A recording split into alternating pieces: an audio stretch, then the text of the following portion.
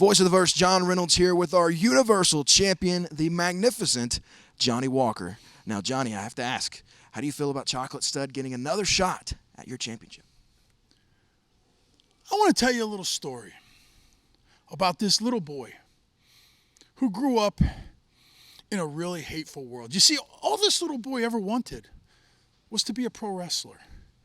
He would read all the magazines. He'd collect all the action figures. In fact, he would beg his parents to pay for every pay-per-view that he could.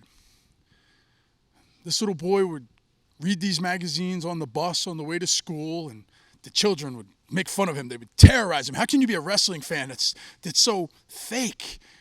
He would sit by himself in the cafeteria eating lunch, dreaming of the day where he was grown and a big man and could be a pro wrestler and could be a champion. And he would get beat up after school in the park.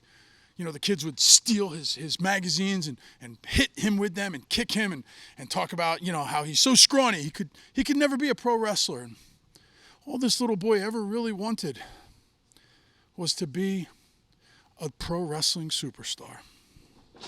Johnny, were you that little boy? What? Oh, hell no. I used to take him with everybody else. I'd grab this kid and beat him down in the bathroom. I'd stuff his head in the toilet every now and then. What would make you think I was that little boy? Johnny, what does it have anything to do with Chocolit Stud and your championship? Let me tell you what it has to do with the Chocolate Stud. Chocolate Dud, Milk Dud, whatever his name is. He thinks that he can stand in the ring with me. He thinks that he has a shot at being the Universal Champion. He thinks he can be a champion. Let me tell you something. Let me tell you a thing or two about a thing or two, because I know a thing or two about a thing or two. The Chocolate Dud has no chance of winning this title, and let me tell you why.